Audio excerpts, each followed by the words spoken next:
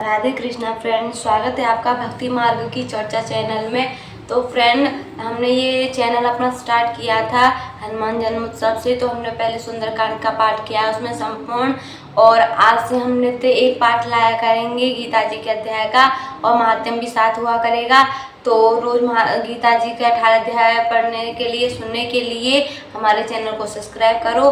तो बिना वक्त गवाए हम अपने ये पाठ को स्टार्ट करते हैं। तो कृष्ण नाम लेते हैं। बोलो जय श्री कृष्ण, जय श्री राधे।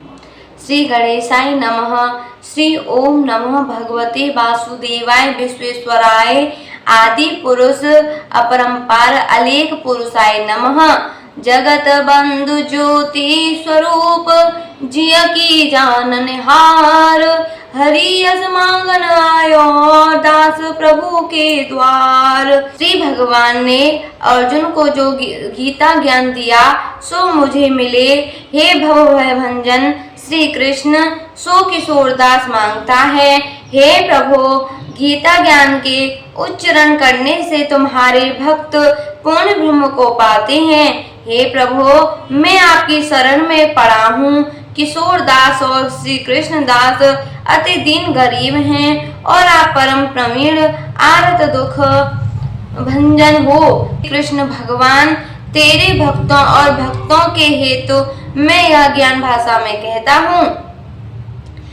श्री गीता के ज्ञान की कथा प्रारंभ।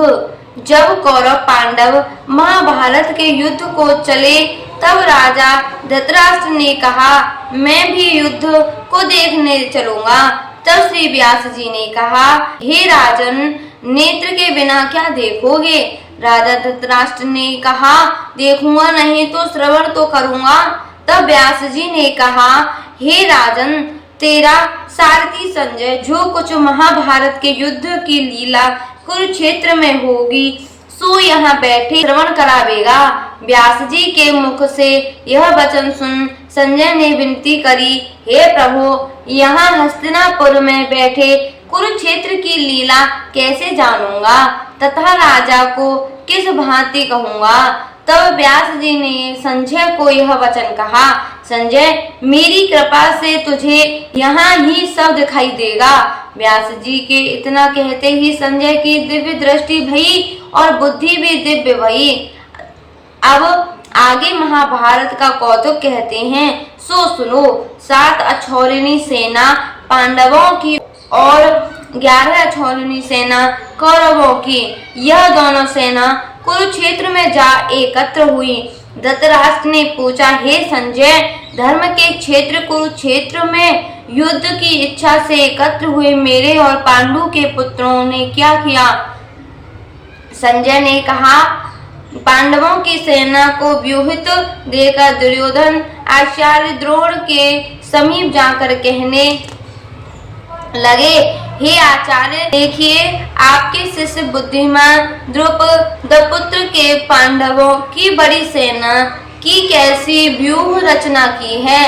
इस सेना में अर्जुन, भीम जैसे बड़े बड़े वीर, विराट महारथी द्रुपद, धृष्टकेतु, चेकितान, बलवान, काशी राज, पुरुजित, कुंती भोज, नरों में श्रेष्ठ सैव्य, पराक्रमण्यु, बलवान, उत्तमौजा, अभिमन्यु और द्रौपदी के पुत्र सब के सब महारथी हैं।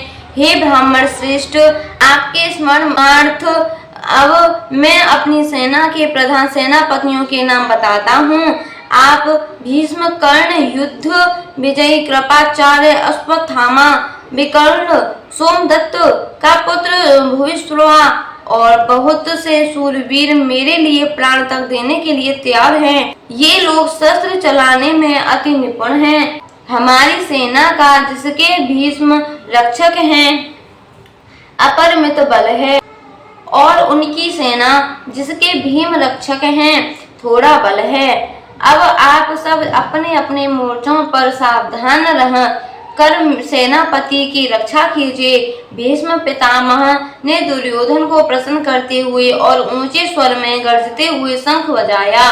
फिर वहां चारों ओर शंख, नगाड़े, ढोल, गोमुखादि बाजे बजने लगे, जिनका बड़ा भयंकर शब्द हुआ, जिसके अनंतर श्री कृष्ण और पांडव अर्जुन ने दिव्य शंखों को बजाया।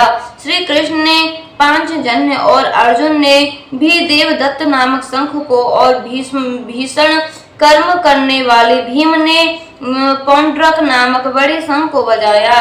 कुंती पुत्र राजा युधिष्ठिर ने, अनंत विजयी नकुल ने सुघोष और सहदेव ने मणि पुष्पक और धनुर्धर काशीराज शिखंडी, धृष्टद्युम्न, विराट, अपराजित, सात्विकी राजा द्रौपद और द्रौपदी के 5 पुत्रों और महाबाहु अभिमन्यु, इन सब वीरों ने अपने अपने शंखों को बजाया। उन शंखों के भारी शब्द से आकाश और पृथ्वी गूंज उठे और धृतराष्ट्र के पुत्रों के हृदय कांप उठे।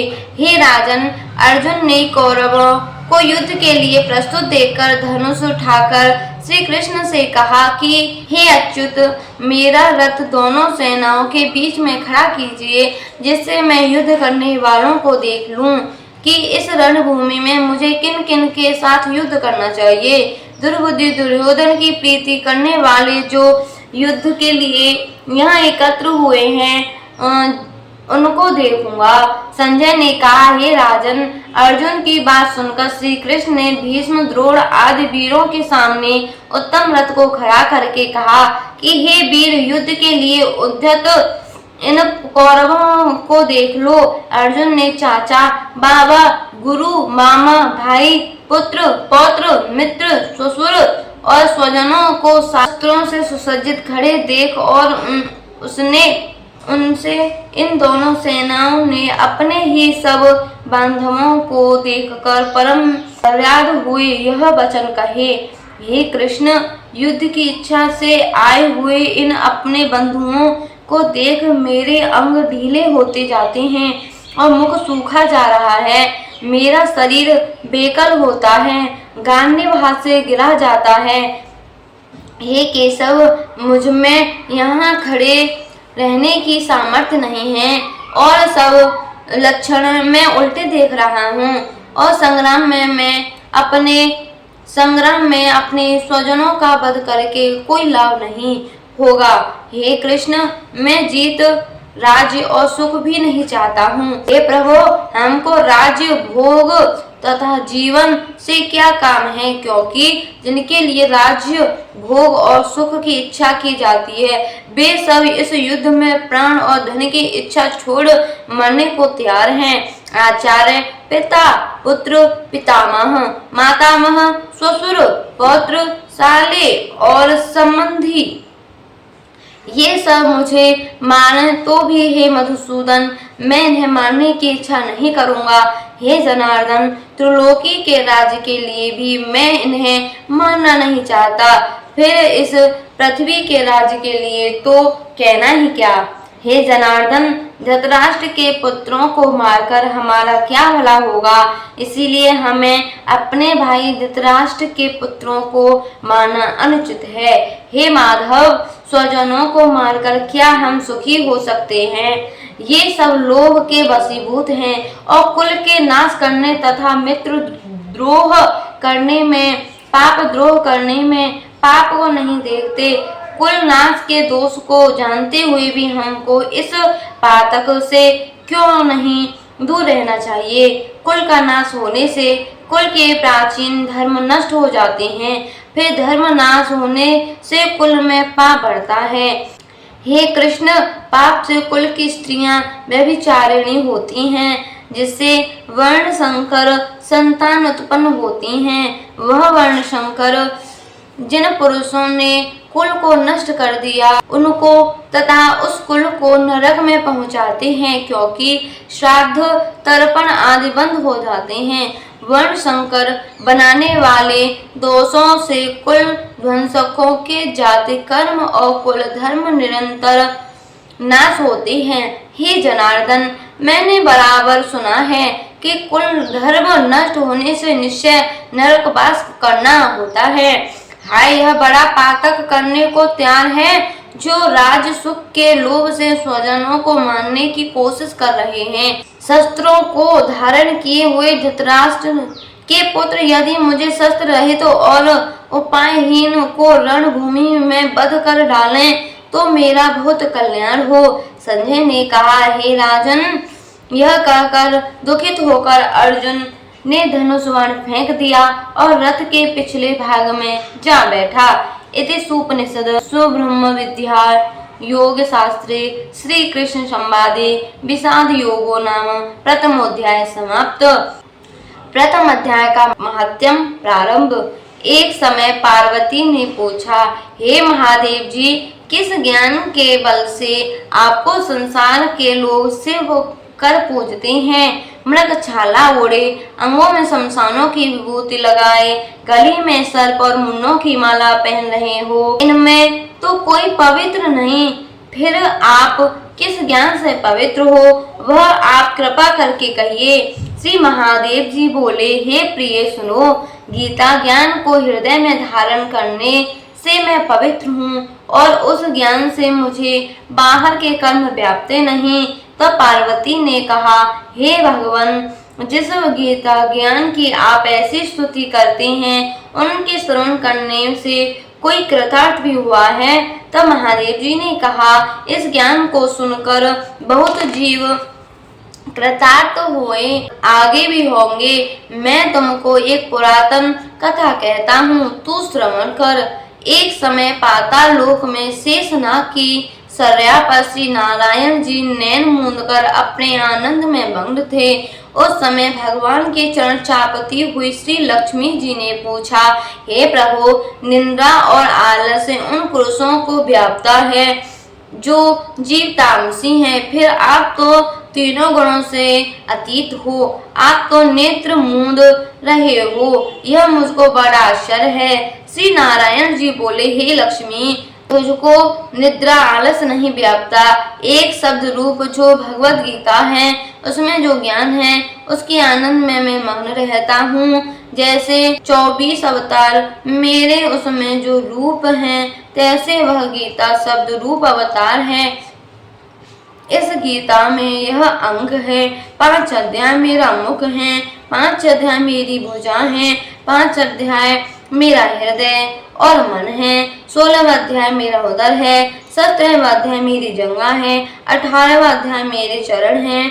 सब गीता के जो श्लोक हैं वो सो मेरी नाड़ियां हैं, और जो गीता के अक्षर हैं सो मेरे रोम हैं। ऐसा जो मेरा शब्द रूपी गीता ज्ञान है, जिसके अर्थ में हृदय में विचारता हूँ और बहुत आनंद को प्राप्त होता हूँ।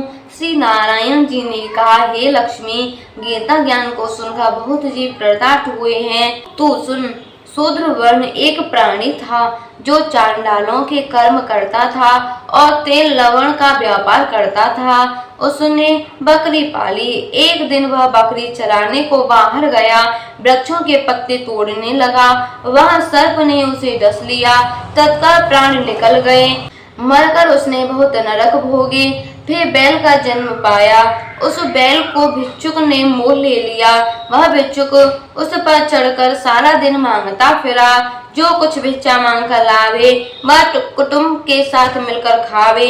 वह बैल सारी रात द्वार पर बंधा रहे, उसके खाने पीने की भी खबर न लेवे। कुछ थोड़ा सा भूसा उसके आगे डाल देवे। जब दिन चढ़े फिर बैल पर चढ़कर मांगता फिरे। कई दिन गुजरे तो वह बैल भूख का मारा गिर पड़ा, पर उसके प्राण नहीं छूटे। नगर के लोग देखा करें, कोई तीर्थ का फल दे, कोई व्रत का फल दे, पर उस बैल के प्राण छूटे नहीं। एक दिन गणिका आई। उसने मनुष्यों से पूछा, भीड़ कैसी है? तब उन्होंने कहा, इसके प्राण जाते नहीं, अनेक पुण्यों का फल दे रहे हैं तो भी इसकी मुक्ति नहीं होती। तब गणिका ने कहा, मैंने जो किया है तिसका फल बैल के निमित्त दिया। इतना कहते ही बैल की मुक्ति हुई। तब बैल ने एक ब्राह्मण के घर में जन्म लिया। पिता ने उसका नाम सुशर्मा रखा। जब बड़ा हुआ तो माता पिता ने उसको पढ़ाया तब इसको पिछले जन्म की सुध रही थी। इसने एक दिन मन में विचार किया कि गड़का ने बैल की योनि से छुटाया था, तिसके दर्शन करूं। विप्र चलता चलता गड़का के घर गया और कहा, तू मुझे पहचानती है? गड़का ने कहा, मैं नहीं पहचानती। तू कौन है? तेरी क्या पहचान है? तू विप्र में वेश्या?